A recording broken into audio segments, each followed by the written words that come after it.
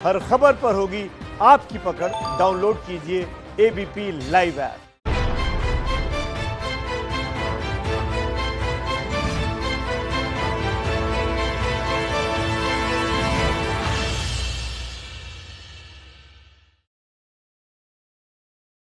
निरामयाः सर्वे भद्राणि पश्यन्तु।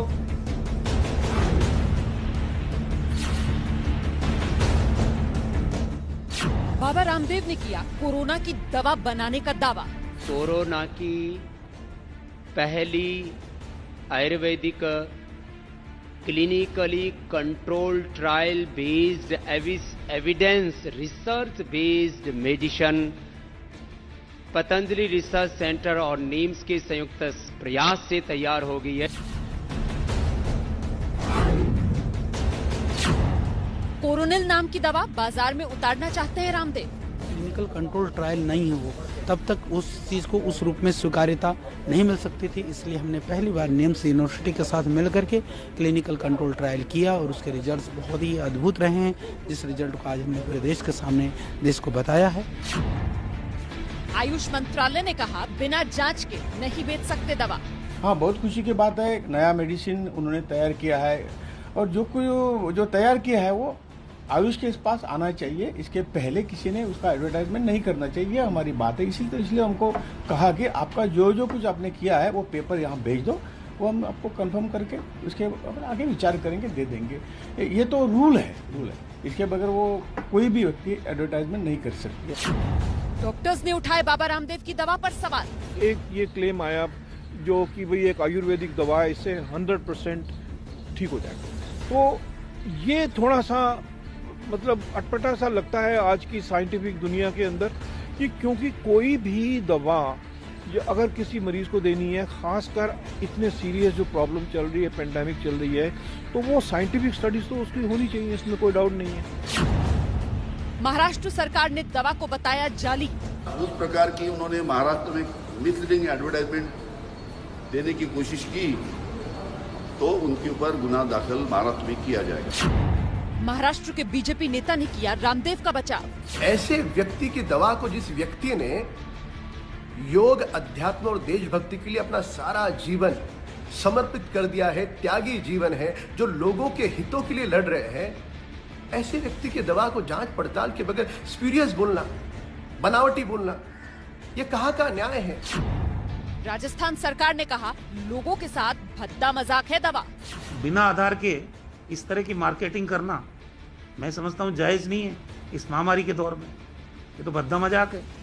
उत्तराखंड सरकार भेजेगी बाबा रामदेव को नोटिस। इन्होंने लाइसेंस हमको एक तरह से प्रतिरक्षा क्षमता विकसित करने को लेकर लिया है। इस बाकी क्लिनिकल ट्रायल इन्होंने कहाँ किया, उसमें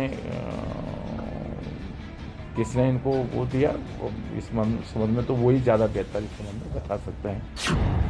रामदेव बोले आयुर्वेद का विरोध करने वालों को जवाब मिलेगा।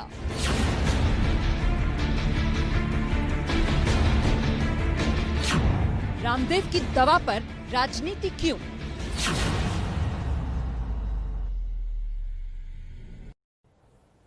मैं आपका परिचय कराती हूँ। खास मेहमान आज की इस चर्चा में हमारे साथ शामिल हो रहे हैं। राजस्थान सरकार के मंत्री हैं प्रताप सिंह खाचरियावास जी, वो इस चर्चा में हमारे साथ मौजूद हैं। एनसीपी के नेता महेश तापसे हमारे साथ मौजूद हैं। हमारे साथ दिल्ली यूनिवर्सिटी में प्रोफेसर संगीत रागी मौजूद हैं और साथ ही डॉक्टर एम वली, सीनियर कंसल्टेंट, सर गंगाराम अस्पताल, इस चर्चा में शिरकत कर रहे हैं। बहुत बहुत स्वागत आप सभी का। मुझे लगता है सबसे पहले प्रताप सिंह जी को आना चाहिए। प्रताप सिंह जी, योग गुरु रामदेव ने वो जो प्रेस कॉन्फ्रेंस की थी उसमें उन्होंने बताया कि बाकायदा एविडेंस बेस्ड, रिसर्च बेस्ड और रिसर्च में सहयोगी तो आपकी राजस्थान की निम्स यूनिवर्सिटी थी।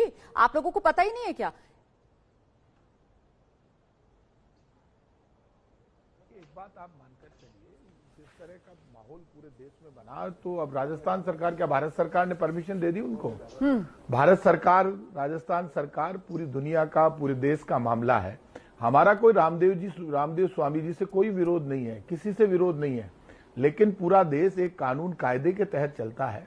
मेडिकल का मामला है, कोरोना का मामला है, उसमें आप इतना बड़ा डिसीजन लेने के लिए जा रहे हैं। कौन से साइंटिस्ट ने तय कर दिया? क्या भारत सरकार ने इसको लागू कर दिया? भारत सरकार, प्रधानमंत्री जी तो इनके बहुत ना, प्रधानमंत्री नरेंद्र मोदी जी घोषणा कर दें, कौन मना कर रहा है? पूरा देश मान लेगा, WHO घोषणा कर दें।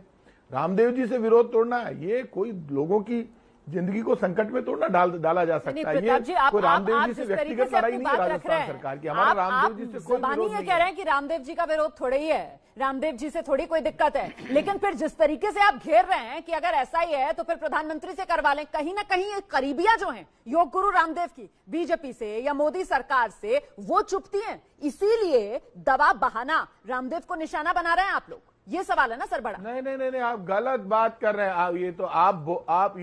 ये तो आप बोल रहे हैं इस चर्चा को बड़ा महत्वपूर्ण बनाने के लिए। हमारा कोई टारगेट नहीं है। मोदी जी से उनकी नजदीकियां है, प्रधानमंत्री जी से या किसी और से, उससे क्या फर्क पड़ता है? नजदीकी अपनी जगह, आयुर्वेद का सम्मान है, कांग्रेस बीजेपी पूरी दुनिया आयुर्वेद को मानती है, तो आयुर्वेद का ठेका किसी एक के पास नहीं है। आयुर्वेद हो, एलोपैथी हो, सबका अपना सिस्टम है। लेकिन कोरोना को लेकर दवाई के मामले में भारत सरकार, ये तो प्रधानमंत्री जी को तय करना है, वर्ल्ड हेल्थ ऑर्गेनाइजेशन को तय करना है, भारत सरकार का जो मेडिकल डिपार्टमेंट है उसको तय करना है। उनसे तो आप पहले सर्टिफिकेट ले लो। सर आप जो बात कह रहे हैं ना, आप जो बात कह रहे हैं, ठीक है, भारत सरकार की गाइडलाइन में काम करती है। मैं यहाँ पर काउंटर करना चाहती हूँ और मैं लेकर आना चाहती हूँ एनसीपी के नेता महेश तपासे जी को। सर, एनसीपी के ही नेता हैं, आपकी सरकार जो चल रही है महाराष्ट्र के, उसके मंत्री हैं, वो तो इतना भी इंतजार नहीं करते कि आयुष मंत्रालय जांच कर ले और सर्टिफिकेट देते। वो तो उससे पहले ही योग गुरु रामदेव की दवा कोरोनिल को फर्जी बता देते हैं सर। तो इसको क्या माना जाए? ये तो रामदेव के खिलाफ है आप लोग। इस वजह से आप लोग इंतजार भी नहीं कर रहे हैं कि दवा को सर्टिफिकेट तो मिल जाए, उसके बाद ही अपनी भड़ास निकाल लेते सर। देखिए, जिसने दवा बनाई वो सर्टिफिकेट मिलने के बाद क्यों एडवर्टाइज करता? If you are advertising your without proper certification, does it not amount to fooling people? Let the certification come. Ramdev Baba ji क्यों नहीं रुकते? अगर उनके पास आयुष मंत्रालय का सर्टिफिकेशन है, आईसीएमआर का सर्टिफिकेशन या और भी कोई सर्टिफिकेशन है, वो सर्टिफिकेशन आने के बाद वो प्रचार करे ना, हम सब लेंगे उनकी दवा।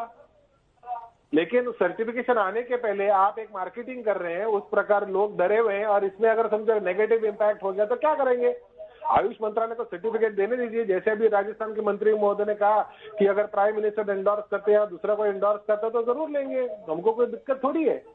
लेकिन विदाउट सर्टिफिकेशन आप एडवर्टाइज कर रहे हैं। आप कल के इंग्लिश चैनल पे बैठे थे, इंग्रेडिएंट्स नहीं बता पाए उसके अंदर कौन कौन सी दवा में इंग्रेडिएंट्स है वो। सर, मैं आपसे सवाल ये पूछ रही हूँ कि आप इंतजार कर लीजिए ना, आयुष मंत्रालय सर्टिफिकेट दे देगा, उसके बाद आपको जो कहना है कह लीजिए। लेकिन बिना सर्टिफिकेट के आप लोग खुद ही सर्टिफिकेट देने वाली अथॉरिटी बन जाएंगे तो सवाल तो पूछा जाएगा ना। आप किस आधार पर कह रहे हैं कि दवा फर्जी है? आप देश को ये बताइए। इंतजार करें भाई, कानून क्या कहता है? कानून कहता है सर्टिफिकेशन के बाद आप उसका प्रचार कीजिए, सर्टिफिकेशन के बाद आप उसका मैन्युफैक्चर कीजिए और सर्टिफिकेशन के बाद आप उसका सेल कीजिए। बिना सर्टिफिकेट आए क्या सरकार का मंत्री किसी दवा को फर्जी कह सकता है? मैं बस इतना पूछ रही हूँ आपसे। ये क्लेम को वेरीफाई होना चाहिए और इसीलिए आयुष मंत्रालय है भाई। आयुर्वेद सर, मैं आपसे बस इतना पूछ रही हूँ कि बिना सर्टिफिकेट के क्या आपकी सरकार के मंत्री दवा को फर्जी करार दे सकते हैं? क्या फर्जी कह सकते हैं आप बिना सर्टिफिकेट आए दवा को? क्या आप आज ये कह रहे हैं कि दवा फर्जी है? ना फर्जी कह रहा हूँ ना जायज कह रहा हूँ, मैं ये कह रहा हूँ कि बाबा अरे अनिल देशमुख साहब कह रहे हैं फर्जी। इंतजार करना चाहिए। आपकी सरकार के मंत्री फर्जी कह रहे हैं दवा को, इसी वजह से तो मैं यहाँ पर बैठकर आपसे सवाल पूछ रही हूँ। मैं लौटूंगी आपके पास। इस समय केंद्र सरकार के मंत्री प्रेस कॉन्फ्रेंस कर रहे हैं, सीधे दर्शकों को लेकर चलते हैं।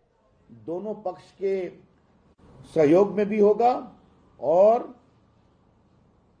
ये संभव भी है।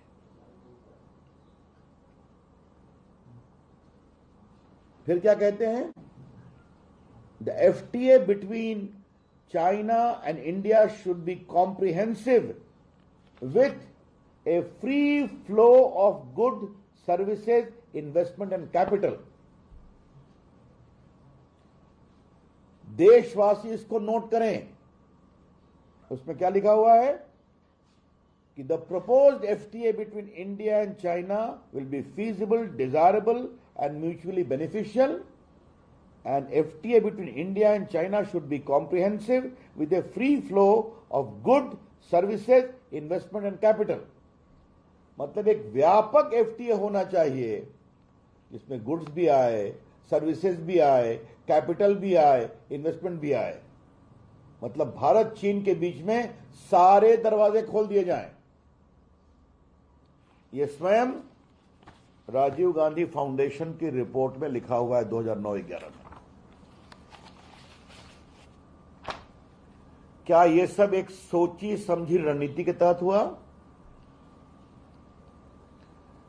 कि भारत और चीन के बीच का ट्रेड इंबैलेंस 33 टाइम बढ़ गया इनकी सरकार में?